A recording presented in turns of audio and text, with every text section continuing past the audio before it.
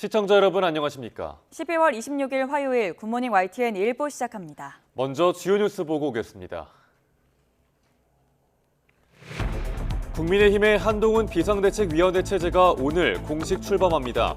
한 전 장관의 첫 시험대는 내일로 예정된 이준석 전 대표의 탈당이 될 걸로 보입니다. 올해 마지막 국회 본회의에서 이른바 쌍특검 법안이 상정될 예정인 가운데 여야는 성탄절 연휴에도 신경전을 이어갔습니다. 대통령실과 국민의힘, 정부는 비공개 긴급협의회를 열고 김건희 여사 특검법에 대한 수용 불가 입장을 정한 걸로 전해졌습니다. 더불어민주당 이재명 대표가 당 통합에 방점을 찍은 행보를 이어가고 있습니다. 하지만 이낙연 전 대표가 신당 창당에 박차를 가하는 등 당내 갈등은 잦아들지 않은 모양새입니다. 성탄절에도 이어진 이스라엘군의 공습으로 가자 지구에서 250여 명이 숨졌습니다. 희생자 가운데 상당수는 여성과 어린인데 프란치스코 교황은 이스라엘의 공격으로 무고한 민간인들이 엄청난 희생을 겪고 있다고 개탄했습니다. 후진국 병으로 불리는 결핵 환자가 지금도 우리나라에서 매년 2만 명 넘게 발생하고 있습니다. 하루에 서너 명이 결핵으로 숨지는데 관심이 줄면서 후원은 대폭 줄어들었습니다. 오늘은 서울의 낮 기온이 7도까지 오르는 등 큰 추위는 없겠지만 미세먼지가 말썽을 부리겠습니다. 대기 정체가 이어지면서 이번 주 내내 공기가 탁할 것으로 보입니다.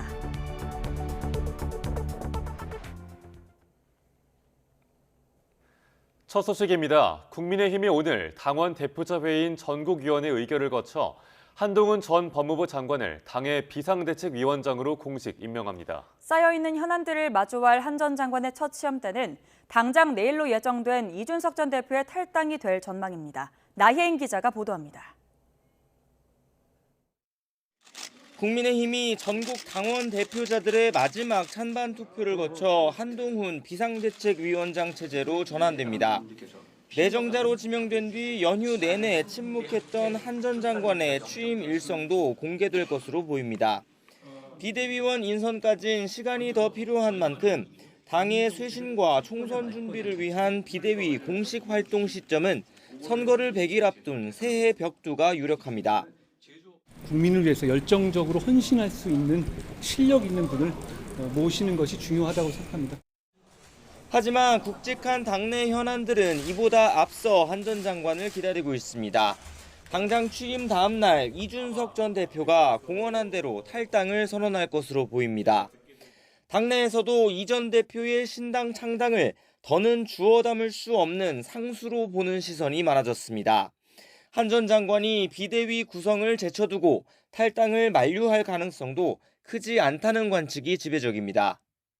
비상대책위원장으로 해나가야 될 하나하나의 행보들이 있는데 그걸 이준석 전 대표를 만나서 특별하게 새로운 가능성들을 타진하기 좀 쉽지 않은 상황이거든요. 시기와 순서적인 측면에서 좀 어려움이 있지 않을까.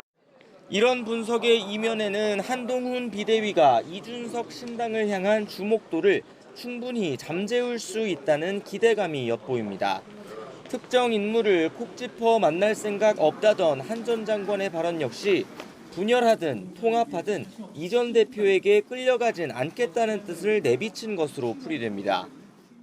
저는 당을 가리지 않고 다양한 생각을 가진 많은 분들을 만나야 한다고 생각합니다. 그렇지만 특정한 사람에 대해서 따로 생각해 본 적은 없습니다.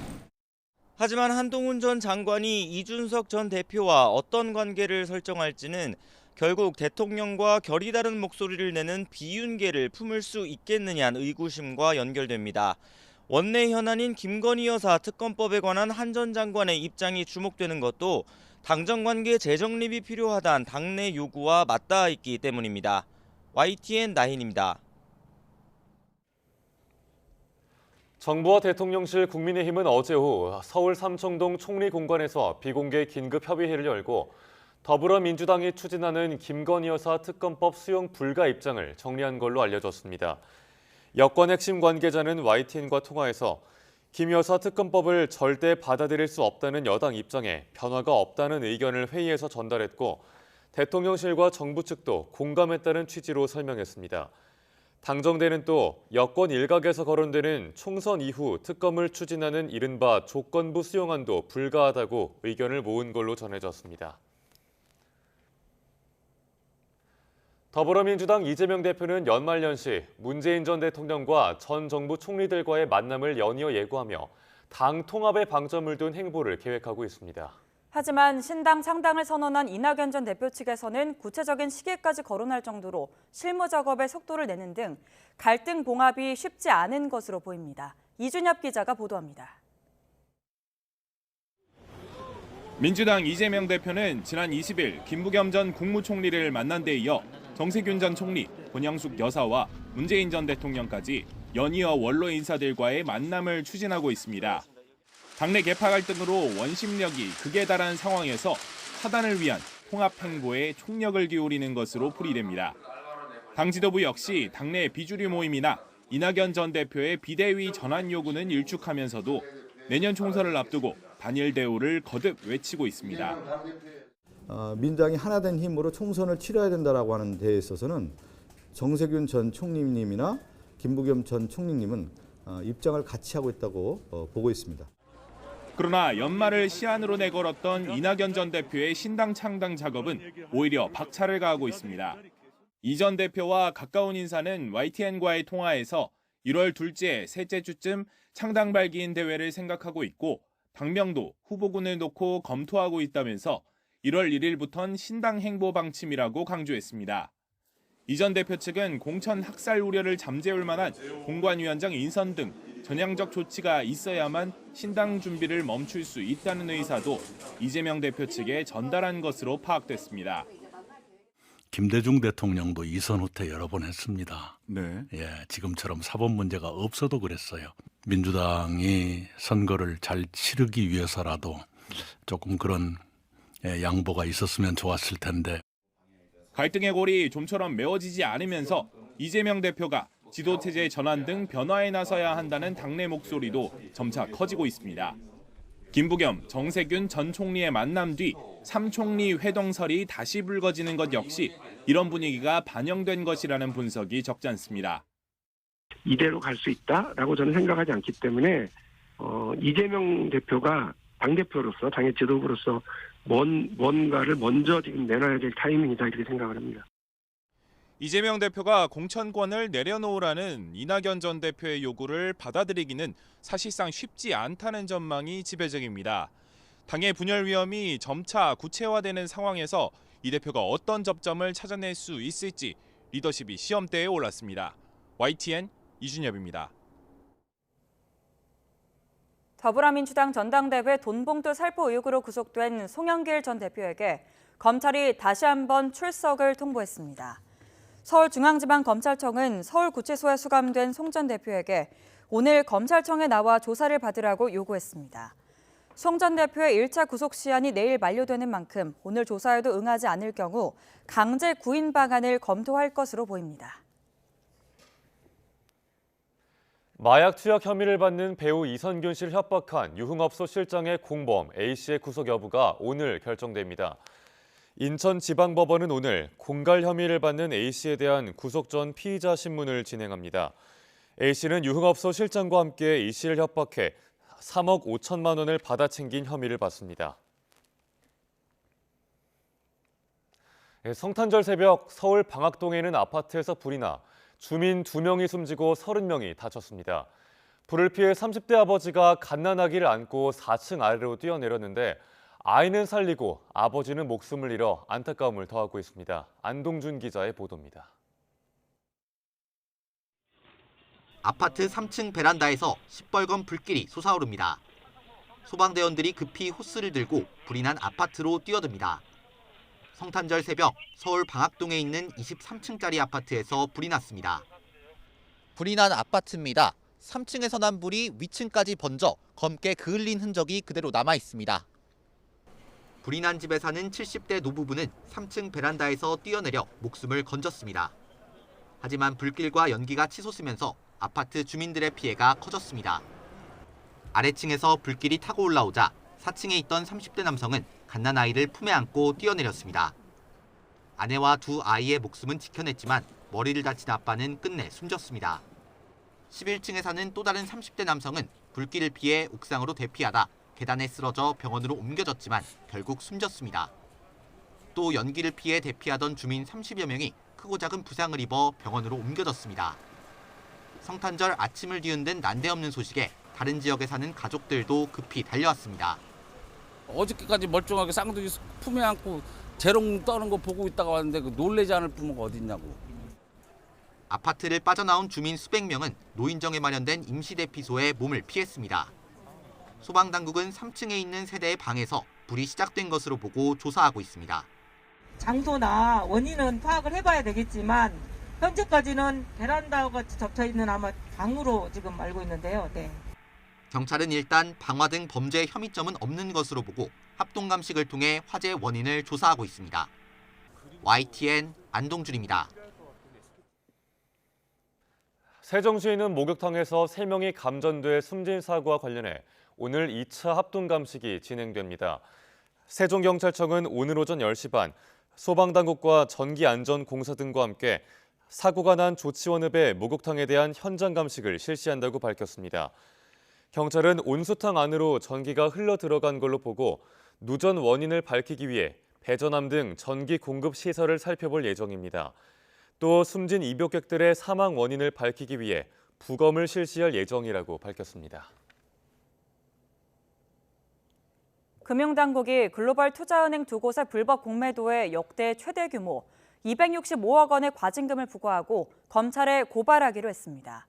앞서 내년 상반기까지 공매도를 전면 금지한 금융당국은 주요 외국계 투자은행들의 공매도 거래를 집중 조사하고 있습니다. 나연수 기자가 보도합니다. 우리 증시에서 560억 원대 불법 공매도를 벌인 글로벌 투자은행 BNP 파리바와 HSBC가 과징금 265억 2천만 원을 물게 됐습니다. 불법 공매도에 대한 과징금으로는 사상 최대 규모입니다. 그만큼 자본시장 거래 질서와 투자자 신뢰를 훼손하는 중대 사안이라고 금융당국은 설명했습니다. 불법 공매도에 대해서는 최대한 과징금과 형사처벌 등 무관용 원칙을 적용하여 엄정 처벌하도록 하겠습니다. 공매도란 없는 주식을 빌려서 팔고 나중에 주가가 내려가면 사서 갚는 투자 기법입니다. 이때 주식은 반드시 사전 차입해야지 무차입 상태에서 공매도하고 사후 차입하는 건 불법입니다. 그런데 BNP 파리바 홍콩법인은 공매도 주문을 제출하면서 부서 간에 주고받은 주식을 중복 기재해 매도 가능 수량을 부풀렸습니다. BNP 파리바 계열사인 국내 수탁증권사는 잔고 부족을 알고도 주문을 수탁해 2021년 9월부터 9달 동안 400억 원 규모의 불법 공매도가 이루어졌습니다. 비슷한 시기 홍콩 HSBC는 사전 차입된 주식 수량이 아니라 나중에 빌릴 수 있는 수량을 기준으로 160억 원어치 무차익 공매도 주문을 넣었습니다. 금융당국이 검찰 고발 조치도 결정한 만큼 불법 공매도 혐의로는 처음으로 형사처벌을 받을 가능성이 큽니다. 앞서 내년 상반기까지 공매도를 전면 금지한 금융당국은 제도 손질과 함께 주요 글로벌 투자은행들의 공매도 거래에 대한 전수조사를 벌이고 있습니다. YTN 나연수입니다. 내년 우리나라 경제는 소비와 투자 부진, 더딘 수출 회복 등으로 올해에 이어 2년 연속 1%대 성장에 그칠 것이라는 전망이 나왔습니다. LG경영연구원은 어제 발표한 경영인을 위한 2024 경제 전망에서 내년 연간 실질 국내 총생산 성장률을 1.8%로 제시했습니다. 민간 소비와 건설 투자, 수출 수입 성장률이 모두 올해를 밑돌 걸로 전망했고 설비 투자 감소폭은 올해보다는 줄어들 것이라고 전망했습니다. 이 보고서는 내년 성장률이 올해보다 높은 건 기저효과 때문으로 전반적인 경제 회복세는 미약할 전망이라며 2년 연속으로 2% 성장률에 미달하면서 저성장 고착화 우려가 높아질 것이라고 분석했습니다. 요즘 과일 살 때 가격 보고 깜짝 놀라는 분들 많으시죠? 사과부터 딸기, 또 감귤까지 비싸지 않은 과일이 없는데요. 가격 폭등의 이유는 무엇이고 또 전망은 어떤지 김선희 기자가 보도합니다. 서울의 한 대형마트 과일 코너. 딸기를 사러 온 고객이 고르지 못하고 한참을 망설입니다. 과일을 많이 먹는데 너무 비싸가지고 집었다 놨다 하게 돼 자꾸 가격 때문에. 실제로 딸기는 소비자 가격이 지난해보다 20%가량 올랐습니다. 사과는 21% 비싸졌고 감귤도 10% 이상 상승했습니다. 가격 폭등의 가장 큰 이유는 기후 문제 때문입니다. 개화기 때 그 이상 저온으로 피해를 입었고요. 그 이후에 설이 우박 피해가 있었고 수확기에 단저병이 있었습니다. 그래서 주요 과일의 생산량이 많이 전년 대비 감소로 좀 한 편입니다. 비싼 과일 가격은 당분간 계속될 전망입니다. 사과와 배는 저장량 자체가 감소했기 때문에 수확철인 내년 7, 8월까지 이 가격이 유지되거나 더 올라갈 수 있습니다. 딸기와 감귤은 본격적인 출하 시기여서 지금보다 내려갈 것으로 전망되지만 지난해보다는 소폭 오를 것으로 보입니다. 감귤 같은 경우에는 생산량 자체가 적거나 그러진 않지만 역시 과일 가격이 비싸다 보니까 상대적으로 저렴한 감귤로 수요가 대체되면서 가격도 같이 동반 상승해 있는 상황입니다. 정부는 바나나 등 수입 과일에 대한 관세를 낮춰 가격 하락을 유도하고 있지만 해외 출하량 자체가 줄어 큰 효과를 보지 못하고 있습니다. 다만 이번 달 예비비 248억 원을 투입해 할인 행사를 지원하는 등 간접적으로 가격 안정을 계속 유도해 나갈 계획입니다. YTN 김선입니다. 앞서 YTN은 초과수당 예산 부족으로 해경이 함정 운항까지 줄였다고 보도했습니다. 그러자 해경이 휴업이라 운항을 줄였을 뿐 초과수당과는 관련이 없다고 반박했는데요. 그런데 함정 운항 자료를 살펴봤더니 휴어기와 운항 횟수에는 별 관련이 없었습니다. 내부에선 해경이 오락가락 말을 바꾼다는 비판이 나옵니다. 우종훈 기자입니다. 해경이 지난 7월 내부에 공지한 자료입니다. 올해 초과수당이 부족해 경비구역 통합대책을 시행한다는 내용이 담겨 있습니다. 이에 따른 치안 공백 우려를 담은 YTN 보도 이후 해경은 갑자기 입장을 바꿨습니다. 초과수당 문제가 아니라 중국 어선이 상대적으로 적게 출몰하는 휴어기라 함정 운항을 줄였다는 겁니다. 기획재정부가 앞서 내놓은 보도 해명 자료 설명과 같은 내용입니다. 그런데 해경 함정들 운항 자료를 살펴보면 이해가 가지 않는 점들이 눈에 띕니다. 지난해 5월부터 5달 동안 휴어기 때 대형 함정은 한 달에 11.4일 동안 불법 어선 단속에 나섰는데 이는 휴어기가 아닐 때 월 평균 12.2일 출항해 있던 것과 별다른 차이가 없었습니다. 심지어 지난해 중형 함정은 휴어기 때 평소보다 더 자주 단속에 나섰습니다. 올해 들어선 유독 7월과 8월만 출항이 줄었는데 공교롭게도 초과수당 부족을 이유로 경비구역 통합에 들어간다고 내부 공지한 이후입니다. 이에 대해 해경 관계자는 경비구역 통합은 휴어기 때 수시로 실시하고 있고 지난해 휴어기 땐 유난히 비상출동이 많았다고 해명했습니다. 하지만 내부에 처음 공지할 때 왜 초과수당 부족을 이유로 들었는지에 대해선 여전히 대답을 내놓지 못하고 있어 갑작스런 입장 변화에 의무만 커지고 있습니다. 이런 가운데 해경 내부망에는 수뇌부가 손바닥으로 하늘을 가리려 한다며 말 바꾸기에 대한 비판이 잇따르고 있습니다. YTN 우종훈입니다. 일주일 총 근로시간이 52시간을 넘지 않으면 하루에 연장 근로를 몇 시간을 하든 위법이 아니라는 첫 대법원 판결이 나왔습니다. 대법원은 이모 씨의 근로기준법 위반 혐의 사건 재판에서 일부 혐의를 유죄로 판단해 벌금형을 선고한 원심을 깨고 사건을 서울 남부지방법원에 돌려보냈습니다. 대법원은 근로기준법이 설정한 연장 근로시간의 한도는 일주일 합산 기준이지 하루에 몇 시간을 근무했는지가 기준이 아니라고 판단했습니다. 이에 대해 한국노총은 시대착오적이며 쓸데없는 혼란을 자초한 판결이라고 반발했습니다. 한국노총은 이번 판결은 하루 8시간을 법정 노동시간으로 정한 취지를 무색하게 만들고 그동안 현장에 자리 잡은 연장 근로수당 산정 방식과도 배치되는 것이라고 비판했습니다. 그러면서 연장 근로 한도 문제와 수당은 별개의 사안이라며 연장 근로수당을 하루 8시간 넘는 근로에 대해 가산 지급하는 건 변함없다고 지적했습니다.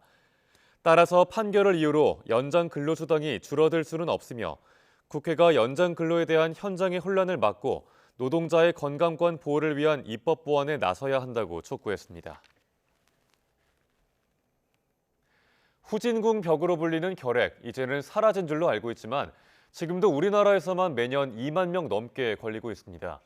하루에만 서너 명이 결핵으로 숨지는데 관심은 점점 줄면서 후원은 말 그대로 반토막이 났습니다. 이승배 기자입니다. 회사원 김모 씨는 27살 때 원인 모를 기침에 시달렸습니다. 감기에 걸린 줄만 알았는데 점점 살이 빠지고 피를 토하기도 했습니다. 병원에서 검사를 받았더니 원인은 결핵이었습니다. 정말 피가 안에서 이렇게 어디가 찢어져서 나오는 것처럼 막 줄줄줄 계속 나와가지고 처음에는 굉장히 놀라서 정말 큰 병이구나 이거는. 그렇지 않습니까? 그냥 일상생활을 하다가 갑자기 피를 결핵이라는 건 상상도 못했습니다. 결핵은 코로나19와 마찬가지로 호흡기 감염병입니다. 결핵균이 잠복해 있다가 면역력이 떨어지면 발병합니다. 후진국병으로 불릴 정도로 가난한 나라에서 많이 발생하지만 우리나라도 주요 발병국 중 하나입니다. 해마다 2만 명 넘게 결핵에 걸리고 1,300명가량이 결핵으로 목숨을 잃고 있습니다. 매일 서너 명이 결핵으로 숨진다는 얘기인데 10명 중 8명은 65살 이상 고령층입니다. 최근까지도 우리나라는 OECD 국가 가운데 결핵 발생률 1위, 사망률 3위였습니다. 지난해 한 단계 낮아지긴 했지만 결핵 발생 후진국 5명에서 벗어나지 못했습니다. 환자 치료 지원을 위해 대한결핵협회는 연말이면 크리스마스 씨를 만들어 성금을 모으고 있습니다. 많이 모금했을 때는 60억 원이 넘었지만 지금은 말 그대로 반토막이 났습니다. 정부도 모금운동에 동참하며 관심을 호소하고 있지만 과거와 달리 분위기는 냉랭합니다. 씨를 어떤 목적으로 만드는지 모르는 경우도 많습니다. 과거에는 주변에 결핵 환자가 많다 보니까 자연스럽게 크리스마스 씨에 대한 관심도도 컸습니다만은 지금은 후진국병 정도로 치부하는 그런 국민 인식이 모금률을 낮추게 만들었다고 생각을 합니다.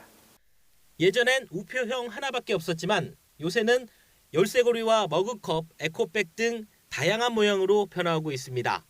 빈곤과 깊게 관련 있는 결핵, 환자들은 여전히 사회적 관심과 지원을 필요로 하고 있습니다. YTN 이승배입니다.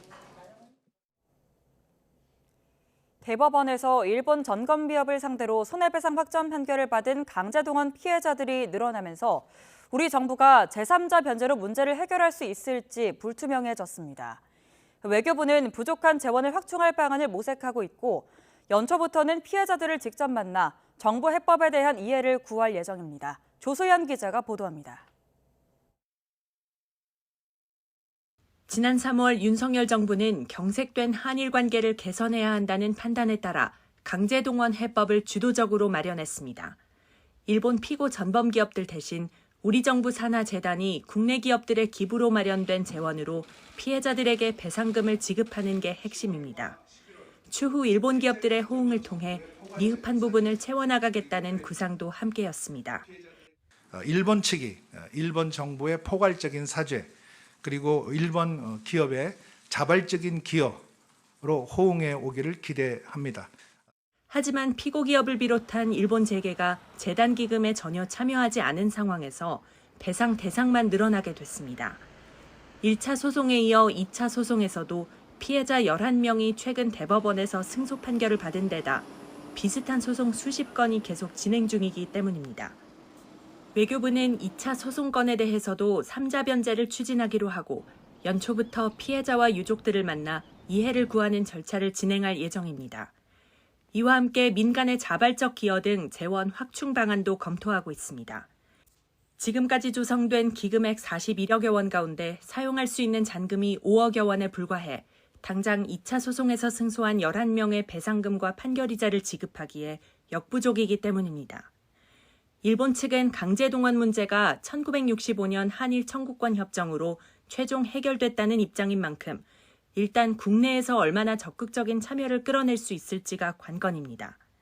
완성형이 아닌 상황에서 내놨던 어떤 해결책이었고 사선이었다라는 차원에서는 좀 평가를 받을 수는 있겠지만 기업의 선의에만 기대기에는 그만큼의 어떤 사회적 분위기가 조성이 되지는 않았던 게 아닐까라는 아쉬움은 있습니다.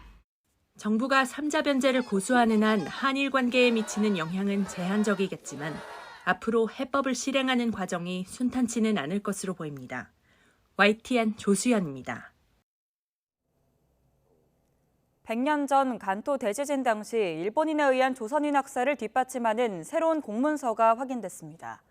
당시 일본 육군이 기록한 자료에는 조선인 40여 명이 일본인에 의해 살해됐고 또 당시 조선인에 대한 유언 비어도 근거가 없다고 적혀 있습니다. 정현우 기자가 보도합니다. 일본 언론인 와타나베 노부유키 씨가 일본 방위성 방위연구소 사료실에서 찾아낸 간토 대지진 조선인 학살 관련 자료입니다. 사이타마현 서부 지역에서 징병과 재향군인 관리를 담당한 육군 지방기관인 구마가야 연대구 사령부가 작성했고 1923년 12월 15일에 상부기관인 육군성에 제출됐습니다. 내용을 보면 당시 낮에 이동하지 못한 조선인 40여 명이 해가 저물자 살기를 품은 군중에 의해 모조리 살해됐다고 적혀 있습니다. 경찰관들이 조선인 200여 명을 이송하던 도중에 일어난 일입니다. 이와 함께 조선인의 습격도 방화도 없었다며 당시 일본에 떠돌던 조선인 관련 유언 비어가 사실이 아니었다는 점을 분명히 하고 있습니다. 특히 조선인 관련 헛소문에 빠진 사람들을 무지몽매한 무리라고 비판까지 했습니다. 일본 구마가야 사령부는 밤에 학살이 벌어진 만큼 이송은 밤을 피해야 할 필요가 있다며 밤에 조선인을 이송하면 어두운 곳에서 사람이 살해되는 참상을 보게 될 것이라고 경고했습니다. 간토 대지진 직후 일본인에 의한 조선인 학살 정황이 담긴 공식 문서들이 잇따라 나오고 있지만 일본 정부는 모르쇠로 일관하고 있습니다. 関東大震災時における朝鮮人や中国人等の状況について事実関係を把握することのできる記録が見当たらないという趣旨であると。 간토 대지진 100주년을 맞이하고 있지만 사실관계 확인조차 피하려는 일본 정부의 태도는 좀처럼 변할 기미를 보이지 않고 있습니다. YTN 정윤우입니다. 기시다 후미오 일본 총리가 내년 3월 미국을 국빈 방문하는 방향으로 미국과 일본 정부가 조율하고 있다고 교도통신이 보도했습니다. 양국 정부는 일본의 국회 심의와 정치 상황, 미국의 대선과 의회 일정 등을 살핀 뒤 최종 결정을 내릴 것으로 보입니다. 일본 총리의 미국 국빈 방문은 2015년 아베 신조가 마지막이었습니다. 이번 방문이 이루어지면 기시다 총리는 조 바이든 대통령과 만나 미일 동맹을 더 강화할 뜻을 전달할 계획입니다. 또 미국 의회 연설과 워싱턴 이외 지역 방문 일정도 검토하고 있습니다. 프란치스코 교황이 성탄절 메시지를 통해 대화와 화해를 통해 한반도의 긴장이 해소되길 희망한다고 밝혔습니다. 교황은 25일 바티칸 성 베드로 대성당이 모인 군중 앞에서 성탄절 공식 메시지를 통해 대화와 화해 과정을 거쳐 한반도의 긴장이 풀리기를 기원한다고 말했습니다. 이어 대화와 화해는 지속적인 평화의 여건을 만들 수 있다고 덧붙였습니다.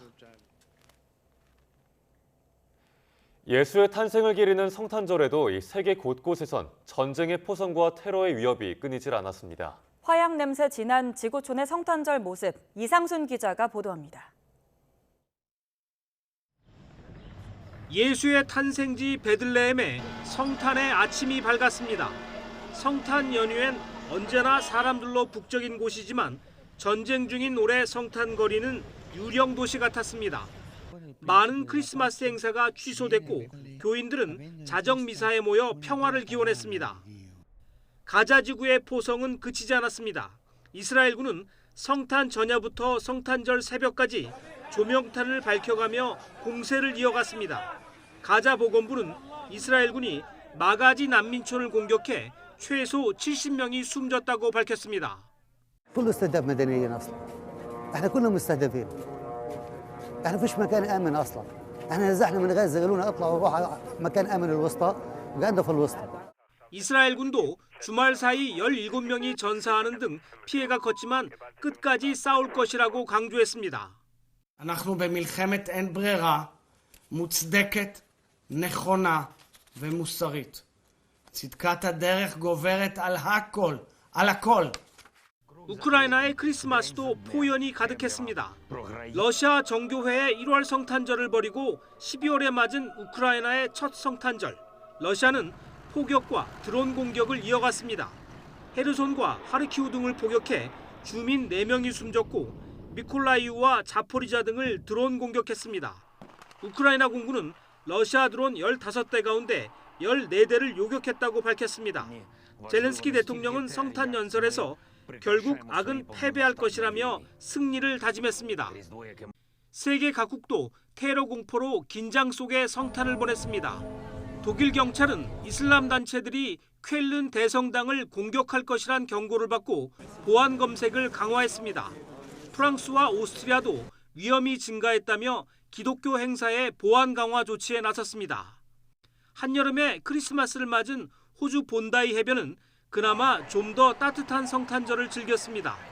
산타처럼 빨간 수영복을 차려입은 관광객들은 날씨처럼 뜨겁게 사랑하는 사람들과의 하루를 보냈습니다. But we need family time. It's a nice time to be together. And I think, yeah, it's with such craziness going on in the world. I mean, it's great to be with family. YTN 이상순입니다. 시리아에서 이스라엘군의 공습으로 이란 혁명수비대의 고위 장성이 숨졌습니다. 이란 국영 IRNA 통신은 현재 시간 25일 시리아 내 혁명수비대의 가장 경험이 많은 선임 고문 중의 하나인 라지 무사비가 수도 다마스쿠스 외곽 자이나비아 지역에서 이스라엘의 공격으로 사망했다고 전했습니다. 무사비는 2020년 이라크에서 미국의 드론 공격으로 사망한 혁명수비대 정예군 쿠두스군의 가셈 솔레이마니 사령관과 동행한 장성 중 한 명입니다. 이와 관련해 이스라엘군은 즉각적인 반응을 보이지 않았다고 로이터 통신은 보도했습니다.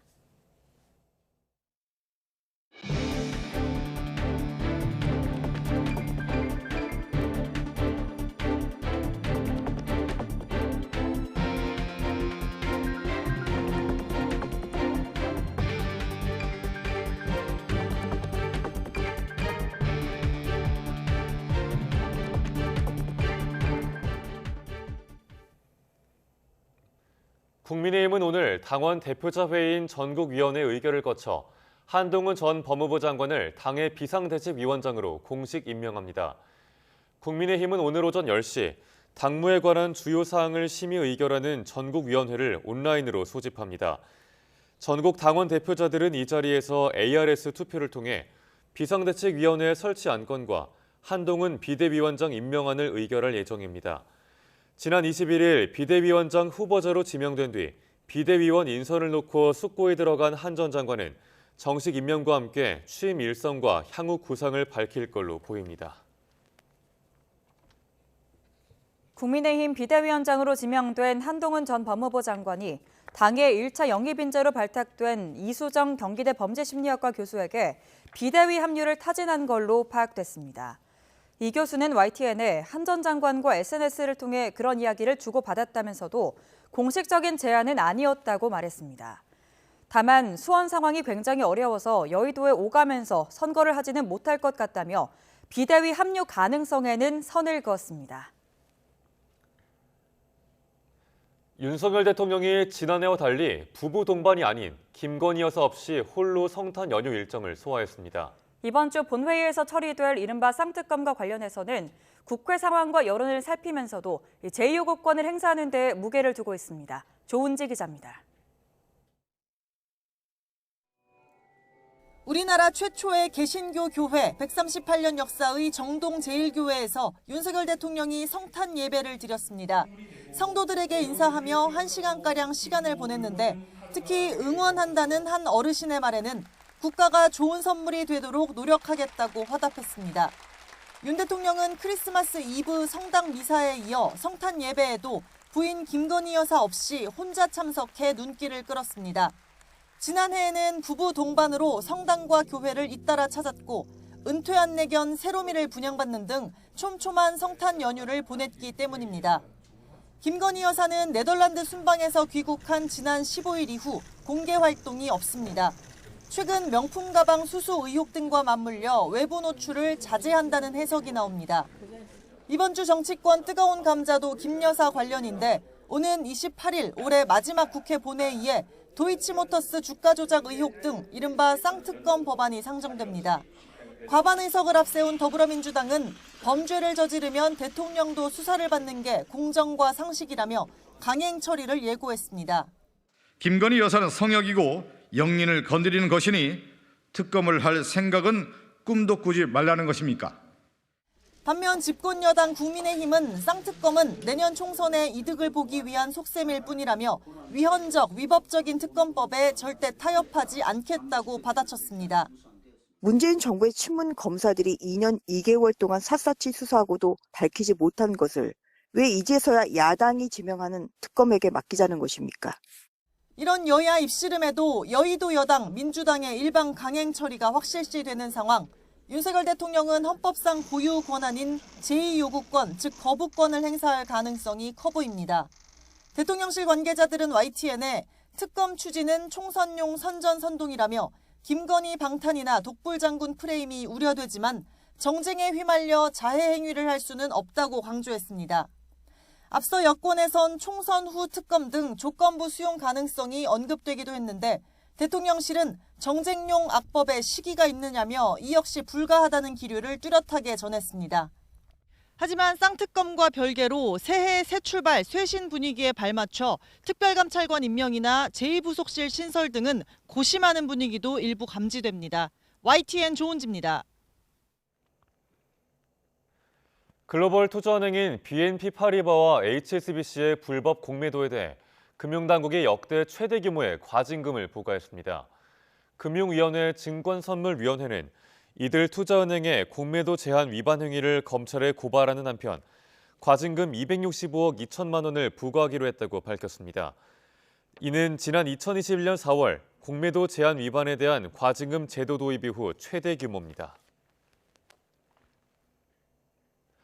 일주일 총 근무 시간이 52시간을 넘지만 않는다면 하루에 몇 시간 연장 근무를 하든 처벌할 수 없다는 대법원 판단이 나왔습니다. 연속 밤샘 근무도 가능하다는 의미인데 노동당국의 행정 해석을 뒤집는 판결이어서 파장이 예상됩니다. 송재인 기자의 보도입니다. 직원에게 상습 초과 근무를 시킨 혐의로 재판에 넘겨진 청소 전문업체 대표 A씨. 일주일 동안 연장 근무를 12시간 넘길 수 없도록 한 법을 130차례나 위반한 혐의가 적용됐습니다. 1심과 2심 법원은 130주 가운데 109주를 유죄로 인정해 벌금 100만 원을 선고했는데 초과 근무 기준은 1일 단위로 삼았습니다. 하루 8시간을 넘긴 초과 근무 시간 총합이 일주일에 12시간보다 많으면 근로기준법 위반이라고 판단한 겁니다. 그러나 대법원 판단은 달랐습니다. 연장 근무 시간은 법문 그대로 일주일 기준으로 계산해야 한다며 법정 노동시간 40시간에 더해 연장 근무 시간이 12시간을 넘긴 주, 즉 일주일 합산치가 52시간을 넘긴 경우만 다시 따져보라고 사건을 되돌려보냈습니다. 이렇게 되면 유죄로 판단됐던 109주 가운데 3주는 주 52시간을 넘지 않아 무죄가 됩니다. 이 같은 판결은 초과 근무 기준에 1일 단위를 적용해온 고용노동부의 행정 해석을 뒤집는 것이어서 파장이 예상됩니다. 예를 들어 15시간씩 주 3일 일할 경우 주 근무 시간이 45시간으로 52시간 이내지만 하루 7시간씩 주 21시간 초과 근무한 것이어서 정부 해석대로라면 근로기준법 위반입니다. 하지만 이번 대법원 판결로 앞으로 이런 행태의 근무뿐 아니라 연속 밤샘 근무도 가능해지는 겁니다. 노동계는 집중 근무가 만연해질 수 있다며 혼란을 자초한 판결이라고 비판하고 나섰습니다. 대법원이 행정해석과 다른 판결을 내린 만큼 행정해석 수정이 이뤄지기까지 노동 현장에서도 당분간 혼란이 불가피할 전망입니다. YTN 송재인입니다. 국내은행 대출 연체율이 상승 전환했습니다. 금융감독원은 10월 말 기준 국내은행 원화 대출 연체율은 0.43%로 한 달 전보다 0.04%포인트 상승했다고 밝혔습니다. 10월 신규 연체 발생액은 2조 4천억 원으로 대기업 연체 등으로 전달보다 2천억 원 불었고 신규 연체율은 0.11%로 0.01%포인트 올랐습니다. 10월 말 가계대출 연체율은 0.37%로 0.02%포인트 올랐고 같은 기간 주택담보대출 연체율은 0.01% 오른 0.25%였습니다. 원희룡 전 국토교통부 장관과 후임인 박상우 신임 장관은 주택 공급을 위한 규제 완화와 임대차 3법 개선 등 주요 사안에 대부분 의견을 같이 했습니다. 일부에서만 견해 차이가 있었던 만큼 장관이 바뀌어도 부동산 정책 기조는 유지될 전망입니다. 이승윤 기자입니다. 국토교통부 수장으로서 마지막 공개 행사를 마친 원희룡 전 장관. 임대차 3법은 정상적인 가격 작동과 계약에서 다양한 선택권을 막는 문제점이 있다고 지적했습니다. 세입자를 제대로 보호하고 임대차 시장과 매매 시장의 정상적인 거래를 활성화하기 위해서는 지금의 임대차법으로는 안 되고요. 새로운 제도가 필요하다고 보고 있습니다. 또 서민의 내 집 마련이 사다리처럼 여러 단계로 진행되는 만큼 이 과정에서 부담을 줄여준다면 양도소득세 인하는 필요하다는 입장입니다.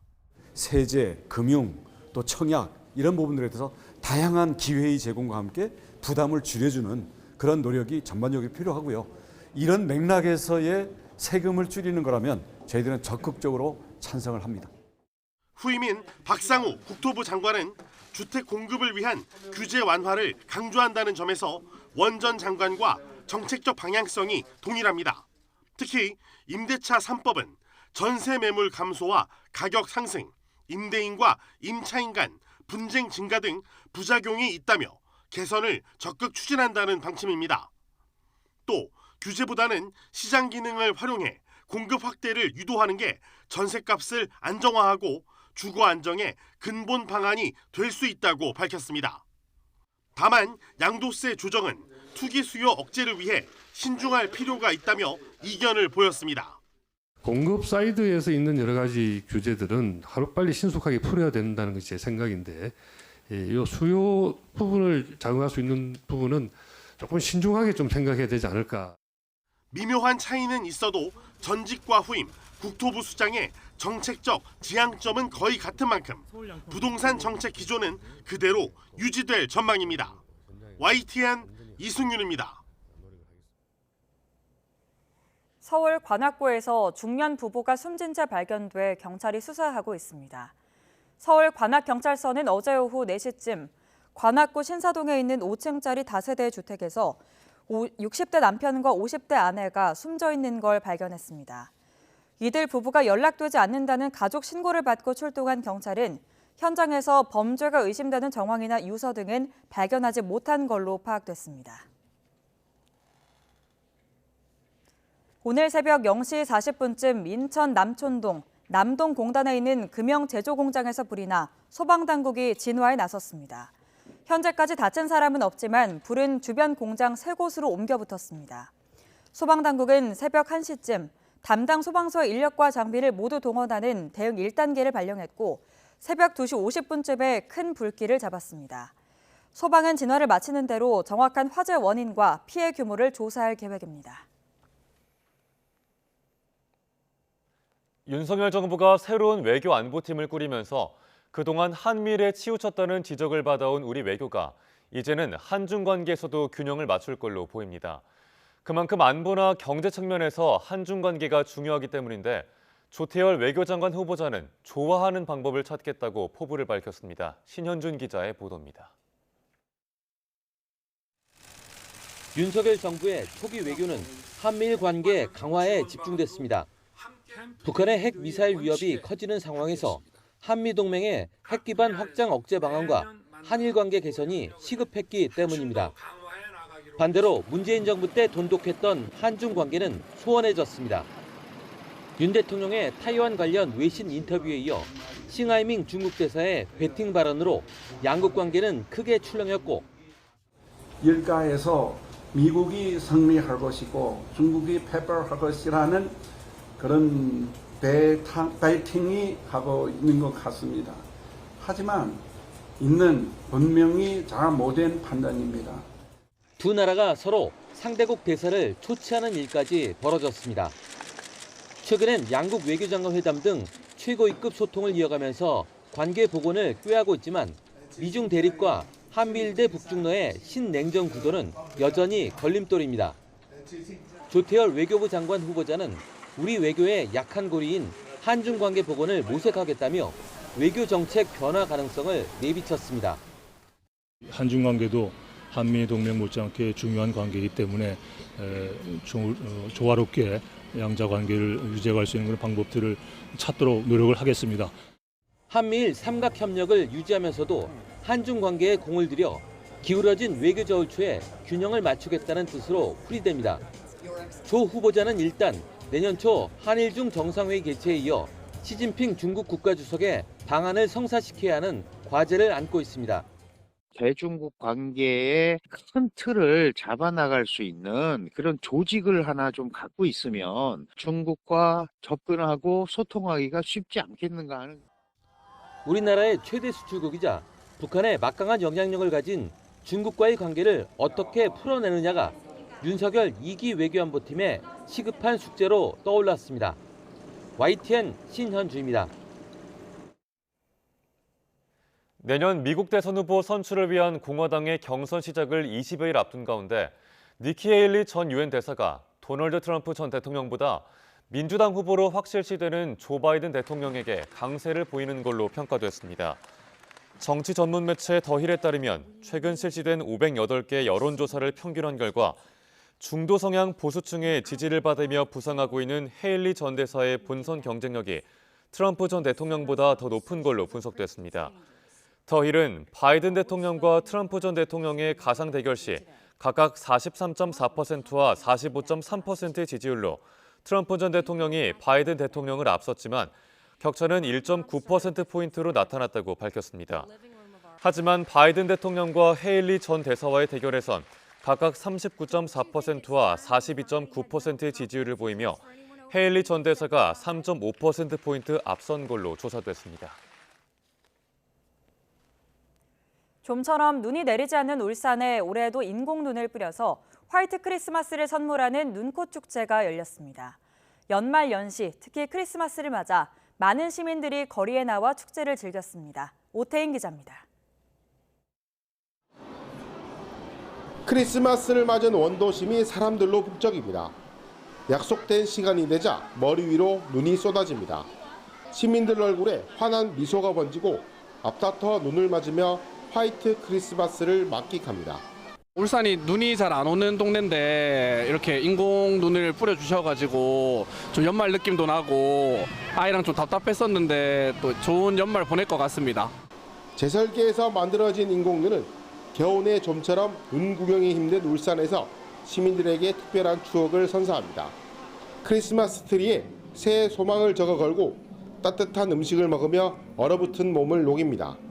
17년째 이어지고 있는 울산 성남동 눈꽃 축제는 어느덧 울산을 대표하는 겨울 축제로 자리 잡았습니다.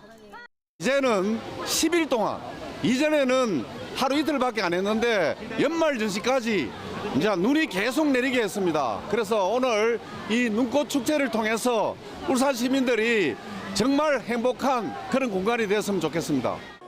올해는 축제 기간을 열흘로 늘려 다음 달 1일까지 매일 저녁 눈꽃이 울산 거리를 수놓습니다. YTN 오태인입니다. 12.12 군사반란을 다룬 김성수 감독의 서울의 봄이 누적 관객 1,000만 명을 돌파한 지 하루 만에 범죄도시 3를 제치고 올해 최고 흥행작에 올랐습니다. 배급사 플러스엠 엔터테인먼트에 따르면 서울의 봄 누적 관객 수는 어제 오후 4시 45분쯤 1,069만여 명을 기록했습니다. 이로써 올해 첫 번째 1,000만 영화였던 범죄도시 3의 최종 관객 수 1,068만 명을 넘었습니다. 성탄절 연휴가 끝나고 다시 일상으로 돌아온 오늘도 큰 추위는 없겠습니다. 현재 서울 기온은 영하 1.6도로 어제 같은 시각과 비슷하고요. 낮 기온은 7도까지 올라 어제보다 또 예년보다 높겠습니다. 다만 초미세먼지에 대한 주의가 필요합니다. 대기가 정체되고 중국발 스모그가 유입되면서 오늘 서쪽 지방을 중심으로는 종일 대기질이 나쁨 수준을 유지하겠습니다. 오늘은 전국이 대체로 흐린 가운데 아침까지 강원과 경기, 충북 북부지방에 약하게 눈이 내리는 곳이 있겠고요. 동해안을 중심으로는 여전히 대기가 무척 메마르겠습니다. 여기에 바람도 무척 강하게 불고 있는 만큼 불씨 관리 철저히 해주셔야겠습니다. 현재 기온 살펴보겠습니다. 현재 서울 기온 영하 1.6도, 청주 영하 0.2도, 부산은 1도를 나타내고 있고요. 낮 기온은 어제보다 3에서 4도가량 높겠습니다. 오늘 서울 한낮 기온 7도, 대전과 대구 9도, 광주는 8도가 예상됩니다. 이번 한 주 내내 예년 기온을 웃돌면서 추위 걱정은 없겠고요. 토요일에는 전국에 비나 눈이 내릴 전망입니다. 지금까지 날씨 정보였습니다. 굿모닝 YTN 1부 마칩니다. 잠시 후 2부가 이어집니다. 함께해 주신 여러분 고맙습니다.